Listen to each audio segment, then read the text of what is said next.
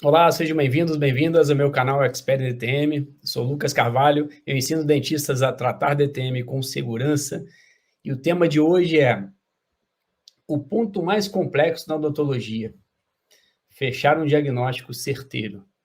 Então, essa é uma complexidade que nós temos aí no dia a dia, no decorrer dos atendimentos, ao longo dos anos, acaba sendo um ponto-chave e uma grande dificuldade dos profissionais em conseguir realmente definir um diagnóstico certeiro dentro da odontologia. Vou fazer uma apresentação hoje com slide aqui, para facilitar o entendimento, e vamos trabalhar em cima do diagnóstico. Quando você pensa em diagnóstico, o que seria o diagnóstico? Diagnóstico é a definição, tanto pelo Aurélio, antigo dicionário Aurélio, e o Wikipedia.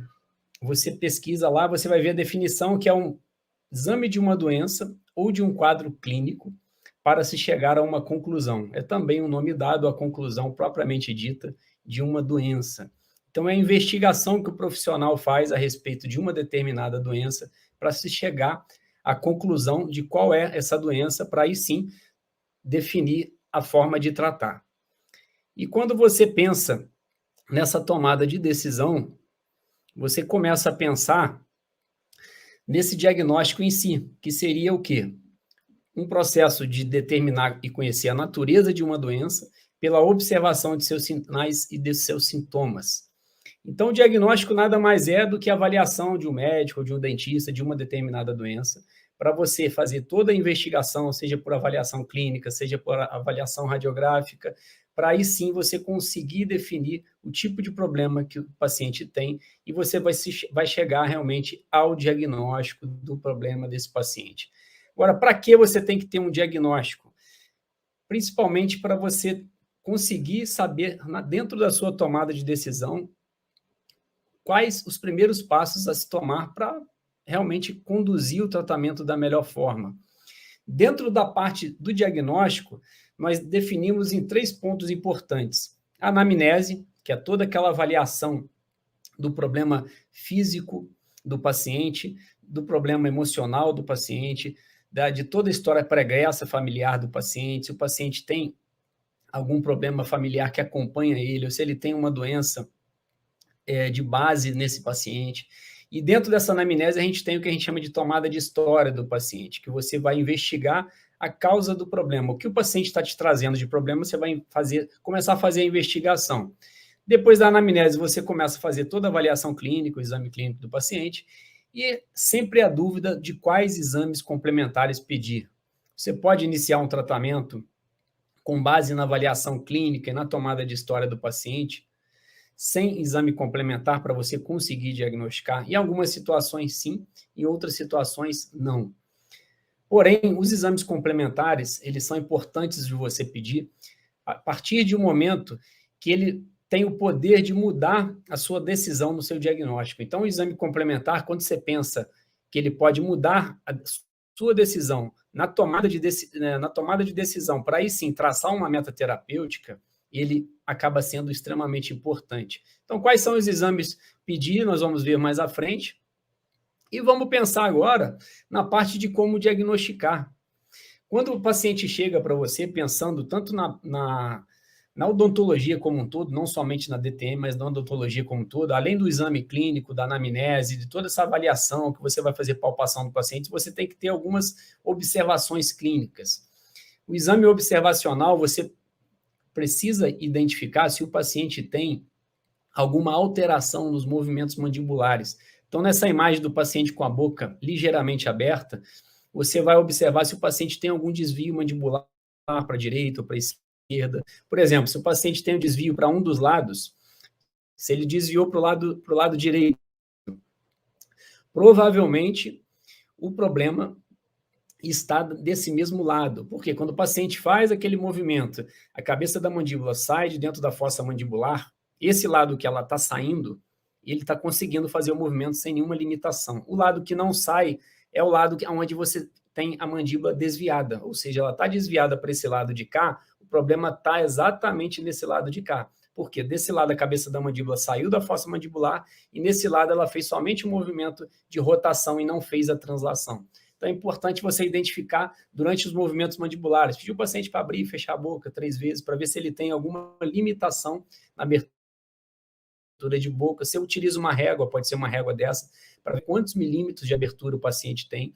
Paciente com menos de 40 milímetros de abertura é considerado uma limitação de abertura de boca. E paciente com desvio na abertura e fechamento de boca, ele pode também ter um sinal de disfunção temporomandibular, ele precisa ser melhor avaliado. Qual outra situação que nós avaliamos? No movimento de protrusiva e lateralidade, o que a gente observa no paciente? Nessa imagem aqui. Além de você aferir durante a abertura de boca quantos milímetros o paciente abre a boca, ou seja, menos de 40 milímetros é considerado uma limitação na abertura de boca, você avalia também na protrusiva quantos milímetros o paciente faz de movimento para a protrusiva e quantos milímetros o paciente faz de movimento para a lateralidade, tanto direita quanto esquerda. O padrão na literatura é que o paciente tem que ter no mínimo 7 milímetros de avanço mandibular e de lateralidade direita e esquerda. Com menos de 7 milímetros, ele tem uma limitação nesses movimentos excêntricos da mandíbula. Então, por exemplo, se o paciente na lateralidade, em uma das lateralidades, imagina que ele fez a lateralidade para esse lado de cá. Se ele tem uma limitação, se ele faz esse movimento com menos de 7 milímetros de movimentação, provavelmente ele tem uma limitação da cabeça da mandíbula desse lado de cá. Então, esse paciente com menos de 7 milímetros na lateralidade, ou direita ou esquerda, ou na protrusiva, é considerado também uma limitação durante os movimentos excêntricos mandibulares. Então, é um paciente que precisa ser melhor avaliado por um profissional que trabalha com disfunção temporomandibular. Outra situação, além de você observar, então, os movimentos mandibulares de abertura e fechamento de boca, fazer aferição da abertura de boca, quantos milímetros o paciente tem, aferir na lateralidade e na protrusiva, quantos milímetros o paciente tem. Você também faz um exame de palpação, e durante esse exame de palpação, você vai começar a palpar os músculos da mastigação.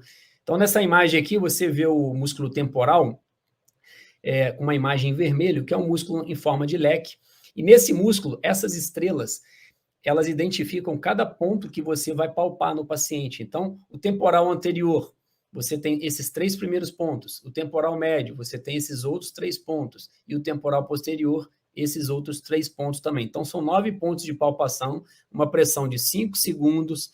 E durante esses 5 segundos, se o paciente apresentar alguma dor, e se essa dor for a dor da queixa que o paciente chegou no seu consultório, provavelmente o paciente tem um diagnóstico de disfunção temporomandibular, ele precisa ser melhor avaliado. Por que é calibrado com 1 quilo? As pesquisas mostraram que 1 quilo era uma medida mais fiel para você avaliar se o paciente tem o diagnóstico de DTM, quando, durante a palpação, você consegue reproduzir a dor da queixa do paciente. Então, 9 pontos, com 1 palpação em cada ponto.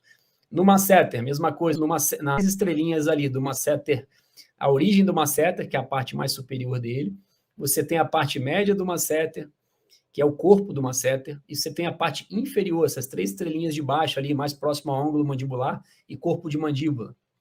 Então, são 9 pontos de palpação, cada ponto de palpação, 1 quilo de pressão. Se o paciente tiver dor durante a palpação, e essa dor for a dor da queixa dele, o paciente tem um diagnóstico de uma DTM, provavelmente uma desordem dolorosa, ou seja, uma DTM muscular, precisa ser melhor avaliado. Outra coisa que a gente acaba colocando, então vou mostrar aqui os exemplos agora de como que seria essa palpação. Então, nesse momento aqui, deixa eu mudar o slide aqui. Então, aqui nesse momento da palpação, essa primeira imagem de cima, você está palpando a parte posterior do temporal, ele está mais ou menos nessa região aqui próxima à orelha, na parte superior aqui, na primeira imagem. Então, você está palpando a parte posterior do temporal, 3 pontos. Na segunda foto, depois do modelo, você tem o temporal médio, mesma coisa, 3 pontos no temporal médio, 5 segundos de palpação. Depois, o temporal anterior, a maioria das cefaleias atribuídas à DTM, a maioria delas, o paciente tem dor na região do temporal anterior, que é exatamente essa região aqui. Então, você faz 3 pontos de palpação, 5 segundos em cada um deles. Quantidade de pressão que você vai aplicar, 1 quilo de palpação. Agora, quando você trabalha com masseter, mais um exemplo aqui, mudando aqui o slide. Então, o masseter, mesma coisa, você faz essa divisão.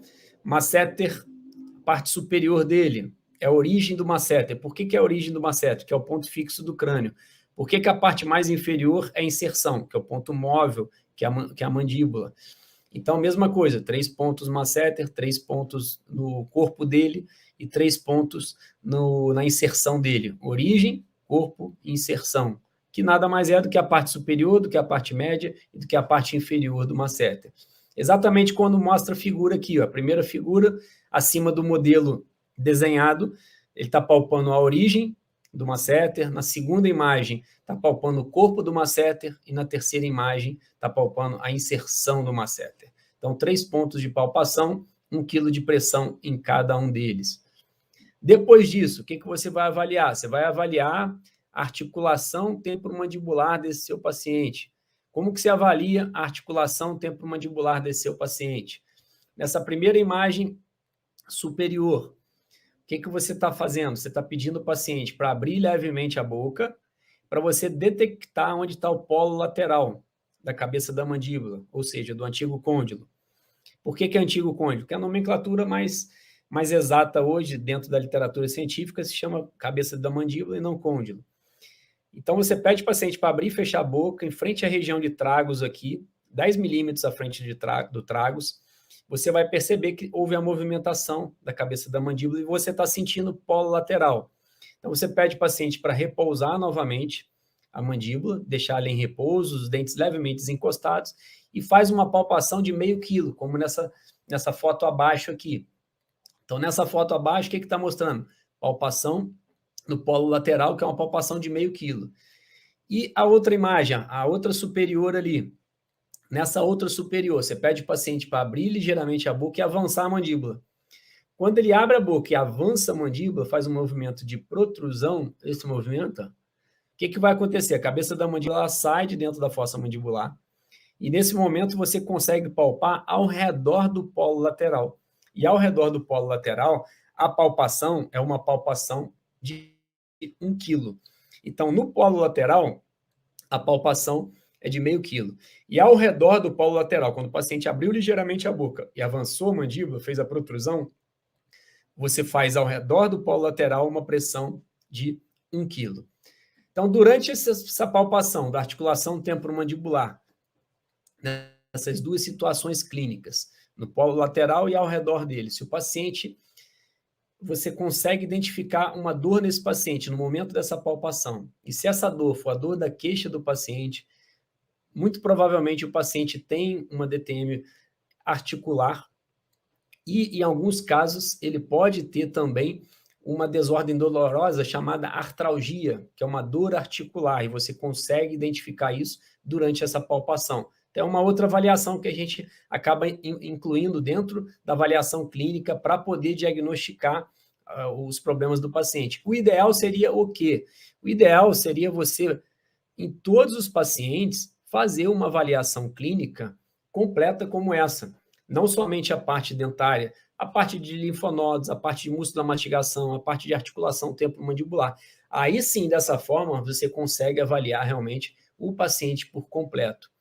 Agora, quando você pensa em exames complementares, como nessa imagem aqui, nós como odontólogos, como cirurgiões dentistas, nós precisamos de um exame complementar para avaliar o paciente como um todo. Esse exame complementar, qual seria? Radiografia panorâmica e o periapical completo, ou radiodôntica, que são exames mais específicos da parte dentária. Então, por exemplo, essa panorâmica aqui. A radiografia panorâmica não é o exame mais ideal para você fazer uma detecção de uma cárie, ou para você avaliar a articulação temporomandibular do seu paciente. O próprio nome já diz, é uma visão panorâmica do terço inferior da face do paciente. Então, você não consegue visualizar detalhes anatômicos, que é uma imagem que ela, além de ser ampliada em média 25%, 25% a 30%, além dela ser ampliada, é uma imagem que tem muita sobreposição. Então, a radiografia, propriamente dita, ela já tem muita sobreposição, e a panorâmica mais ainda, mas é um exame importante da gente estar pedindo no dia a dia. Então, isso faz parte do nosso cotidiano, na verdade. Então, a radiografia panorâmica e o periapical completo são exames realmente fundamentais para você começar a pensar em uma avaliação clínica, uma avaliação inicial. Mas aí você me perguntar, mas o paciente que chega a primeira vez, nem sempre ele já tem um exame radiográfico. E tem profissional que, quando marca uma consulta de avaliação inicial, ele já pede o paciente para trazer uma panorâmica e um periapical completo. Outros não. Quando não traz, você realmente tem um pouco mais de dificuldade, mas você não vai deixar de avaliar o paciente clinicamente, tanto intraoral quanto extraoral. Então, o exame de imagem, periapical completo e panorâmica são exames extremamente importantes dentro da nossa prática clínica, porém, e para alguns tipos de doença, ele não seria um exame determinante, mas é um exame extremamente importante para avaliação, principalmente intraoral. Outra situação, outro exame, tomografia. Qual que é a grande vantagem da tomografia? Então, você pega uma imagem dessa, uma tomografia computadorizada, Cone-Beam, que é a tomografia do feixe cônico, que é uma tomografia que veio para agregar muito na odontologia, e a grande vantagem dela é que é um exame em 3 dimensões, né? A radiografia é um exame em 2 dimensões, então tem muita sobreposição de imagem. Se tem algum paciente, por exemplo, pensando na parte intraoral, paciente que tem um canal acessório, paciente que tem uma fratura, em algumas situações, somente com o exame radiográfico você não consegue detectar. A própria articulação temporomandibular você não consegue detectar. E nesse exame de imagem aqui, peraí que eu coloquei o slide, outro slide. É esse slide aqui que era para rodar. Então, nesse slide aqui, está mostrando que a tomografia computadorizada propriamente dita. Nessa tomografia computadorizada, na imagem, na primeira imagem, você observa o quê?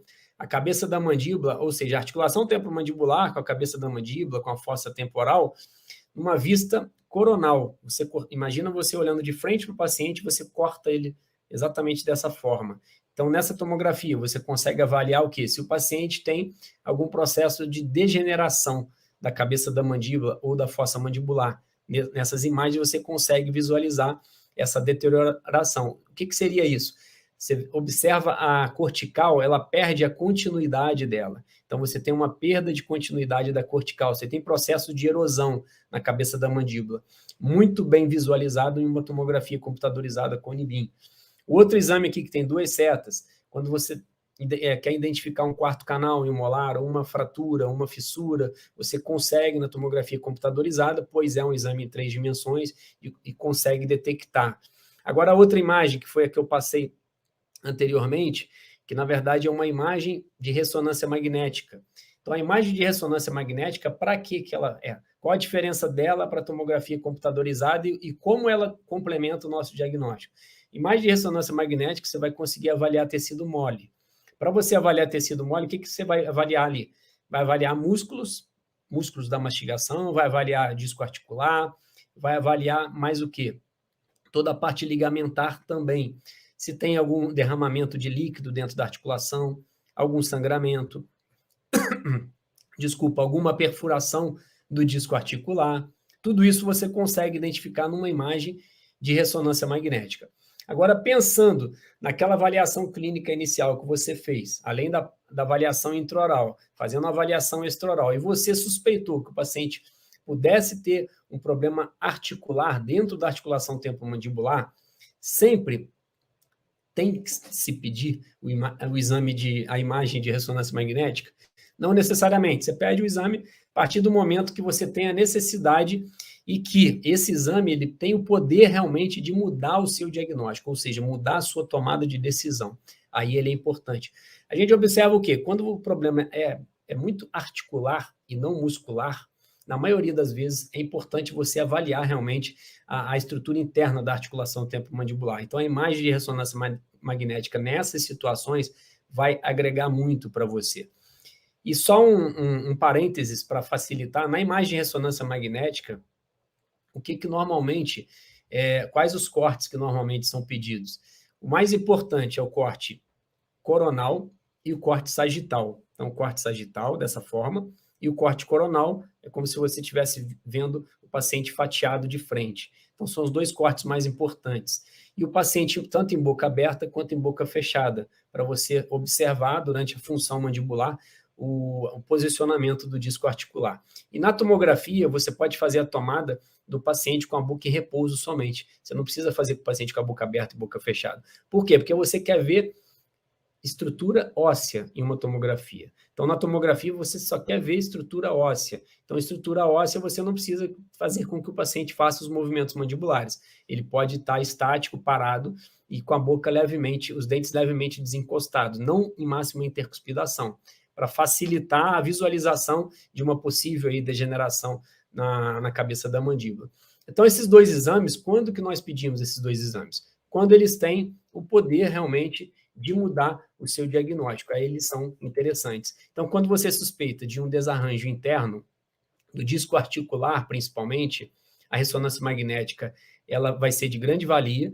E quando você suspeita de um processo degenerativo, a tomografia com Nibin ela vai ser de maior importância do que a ressonância magnética. Tá legal? Uma outra situação agora, partindo mais para frente um pouquinho, são os tipos de diagnóstico. Como a gente está falando em diagnóstico, ou seja, em tentar fazer um diagnóstico certeiro dentro da odontologia, você precisa entender os tipos de diagnóstico que você vai se deparar. Então, quando você avalia o paciente de forma intraoral, aquela avaliação intrabucal que o dentista faz, você pode ter... Normalmente, o paciente vai te procurar o quê? Com algum tipo de situação emergencial. A maioria dos pacientes procuram normalmente em situações de emergência. Poucos pacientes, infelizmente, que têm esse hábito de fazer esse preventivo semestral. Então, a maioria das vezes, a gente acaba atendendo muita emergência. E dentro dessas emergências, boa parte delas é a dor odontogênica. A gente sabe que a dor odontogênica é a maior causa de dor orofacial. A segunda é DTM, mas a maior causa de dor orofacial é a dor odontogênica. Pode ser a pulpite, pode ser a pericementite, pericoronarite, periodontite. Como que você avalia isso? Clinicamente, você faz teste de vitalidade para ver se o paciente tem necrose da polpa, você faz teste de percussão vertical, horizontal, teste de mobilidade, mede todo o periodonto do paciente para ver a profundidade de bolsa periodontal. Então, tudo isso é avaliado clinicamente. Então, é importante você identificar quando o paciente tem qualquer tipo de queixa de dor odontogênica e saber se essa dor é a dor primária ou se é uma dor que está sendo referida no dente. O que seria isso? É o paciente que tem, por exemplo, uma dor miofacial, no masseter, por exemplo, ou até mesmo no temporal, e essa dor dessa região muscular, ela está referindo para algum dente. Então, isso é muito comum acontecer. Outra coisa é o paciente que tem algum tipo de neuralgia, tipo a neuralgia do trigêmeo, por exemplo, e o paciente tem uma dor referida em algum dente. Ele jura que o problema é no dente.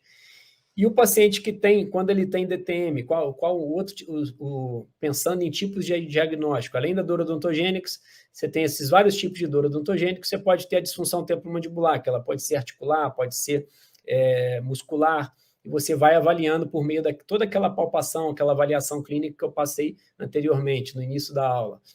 E os tumores intracranianos, a gente sabe que os tumores intracranianos, eles mimetizam algumas cefaleias, por exemplo. Às vezes, a primeira causa da dor do paciente no tumor é uma cefaleia. Então, é importante avaliar essas situações também. Outro tipo de diagnóstico, como eu já falei, neuralgia do trigêmeo e glossofaríngeo, podem mimetizar outros tipos de dores. Por isso que é importante, dentro dessa metodologia nossa de trabalho, a gente tem aulas mostrando como que é cada tipo de doença dessa, como que é a neuralgia do trigêmeo, a neuralgia do glossofaríngeo, como que são as cefaleias primárias mais comuns, como a migrânia, como a cefaleia tipo tensional, as cefaleias trigêmeo-autonômicas, como a Sunkt, como a cefaleia em salvas. Você saber, assim, de uma forma simples e resumida, diagnosticar de forma diferencial todas essas doenças que podem mimetizar uma DTM ou podem mimetizar uma dor odontogênica. Tudo isso está dentro do nosso quadro de aulas dessa metodologia para você conseguir aprender disfunção temporomandibular de uma forma e tratar de uma forma mais segura. Então, pensando em todos esses tipos de diagnóstico, você começa a pensar realmente como um expert na área, porque você vai conseguir identificar, por exemplo, se o paciente tem uma DTM e tem uma migrânia. A gente sabe que 75% dos pacientes que têm a migrânia, que é a mesma coisa que a enxaqueca, 75% desses pacientes, eles têm um quadro de DTM também associado. Então, a gente já falou em algumas situações que o paciente que tem duas doenças acometendo ele, você tem um aumento da chegada de impulsos nervosos no sistema nervoso central, e esse aumento da chegada de impulsos nervosos no sistema nervoso central por meio de duas doenças que geram dor ao paciente, você tem o que a gente chama de sensibilização central, e você tem uma diminuição do limiar de dor desse paciente. Então, por exemplo, as crises de enxaqueca são muito mais frequentes, e a DTM se torna muito mais crônica. Então, é importante você saber diferenciar as duas e saber ter a tomada de decisão correta no tratamento. Lembrando que essas cefaleias, quem faz o tratamento é o neurologista, mas é importante o dentista que trabalha com DTM saber identificar uma cefaleia dessa, ou uma neuralgia, por exemplo, ou até mesmo um tumor intracraniano, para não cometer nenhum ato de nenhuma imprudência, nenhuma negligência dentro do diagnóstico ali, dentro do consultório, para evitar problemas futuros, né? Pensando agora em toda essa situação, então a gente já conversou sobre os exames, já conversou sobre a forma de fazer a palpação. Agora, por que é importante você saber diagnosticar? Por quê? Qual a importância do diagnóstico? Quando você tem um conhecimento suficiente para diagnosticar um problema, mesmo sem exame complementar, em uma primeira consulta odontológica, você vai conseguir, vai facilitar para você identificar a causa do problema do paciente. O que o paciente quer quando procura a gente? Ele quer uma solução imediata. E essa solução imediata, você tem que ter um mínimo de embasamento e conhecimento para conseguir dar essa solução a ele. E não só pensar em somente fazer endodontia, fazer a remoção do tecido cariado, você tem que avaliar realmente o paciente como um todo, avaliar todo o planejamento que você fez da parte de prótese, todo o planejamento ortodôntico, e isso tudo, a disfunção temporomandibular, ela te dá meios, ou seja, quem trabalha com disfunção temporomandibular, ele te dá meios para que isso agregue muito nas suas consultas para todos os outros profissionais, tanto o profissional que trabalha com periodontia, quanto endodontia, quanto ortodontia, quanto reabilitação oral. Então, você identificar a causa do problema na primeira consulta não é tão simples, mas é uma coisa que te agrega muito valor e o paciente começa a ter um grau de satisfação muito grande. Isso aumenta o que com o paciente? A confiança.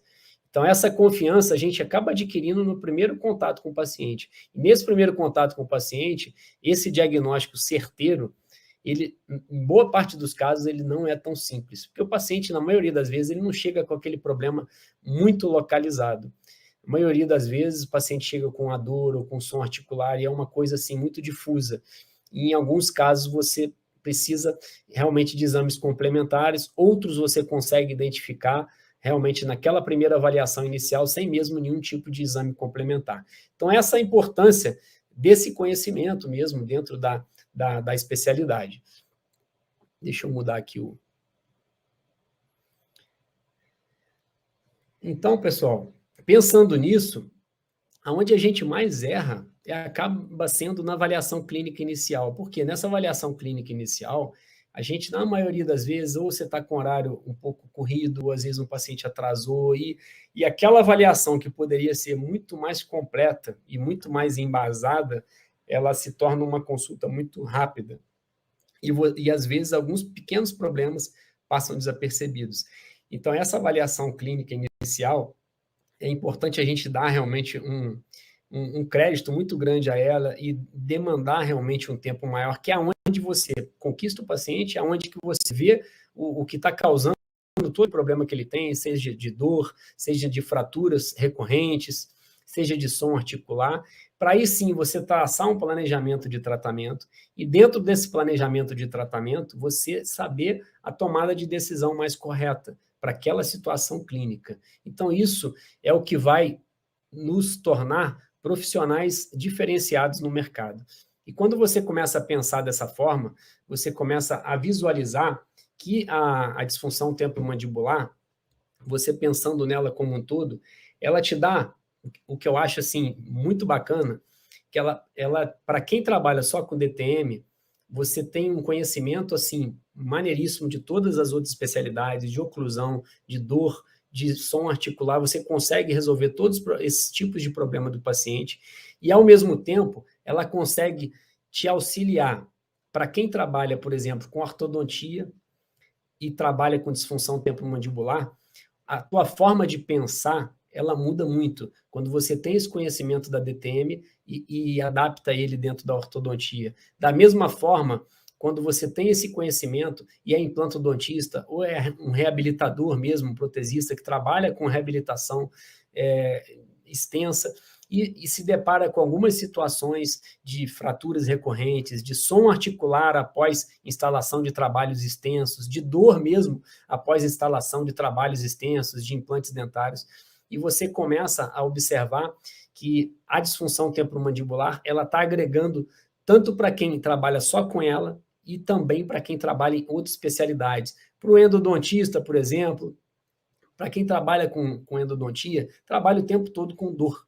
Quem trabalha o tempo todo com dor, se você pensar só na parte dentária, em algumas situações, você pode ter problema de fazer um tratamento endodôntico na hora que você vai ver o paciente tem uma neuralgia do trigêmeo. Ou o paciente tem uma dor miofacial com dor referida, que o paciente tem uma dor miofacial, uma dor muscular, e essa dor está referindo na parte dentária. Então, até para o endodontista, a disfunção temporomandibular ela agrega demais. Para o periodontista, ou seja, o profissional que é periodontista e só trabalha com a periodontia, a disfunção temporomandibular vai agregar demais para ele. Por quê? Por causa das sobrecargas que tem. Não adianta você ter um periodonto saudável e ter uma sobrecarga muito grande sobre esse periodonto. Então, você tem que trabalhar de forma a minimizar essa sobrecarga em determinadas situações durante a oclusão do paciente. Então, olha quanta coisa que a DTM vai agregando. Ela agrega para o ortodontista, para o reabilitador, para o implantodontista, para o endodontista e para o periodontista. Ou seja, para o clínico geral para todos os cirurgiões dentistas, que você não precisa ter a especialidade de disfunção temporomandibular e trabalhar só com ela. Você pode ser especialista em outra área e ter o conhecimento dela. Quando eu comecei a trabalhar com DTM, eu já era ortodontista e realmente a virada de chave na minha profissão foi muito grande. No que eu tenho para oferecer para o paciente, mudou muito. A minha vida, sim, mudou radicalmente. Exatamente por esses detalhes. Você começa a entender a parte anatômica de uma forma muito mais simplificada, muito mais diferente do que você viu na graduação. Você consegue entender e saber muito mais de oclusão do que você pensava que sabia. Então, tudo isso, a disfunção temporomandibular, essa especialidade, dá a nós profissionais, tanto clínico geral quanto especialista em outras áreas. Vamos lá se tornar um expert em DTM, porque é uma especialidade que agrega demais para nós dentistas, e é uma especialidade que é a especialidade que eu costumo falar, que é a especialidade do futuro, que poucos profissionais têm conhecimento nessa área, e é uma área que está crescendo muito, com o aumento dos casos surgindo cada vez mais nos nossos consultórios. Um grande abraço, pessoal, uma boa noite e nos vemos amanhã.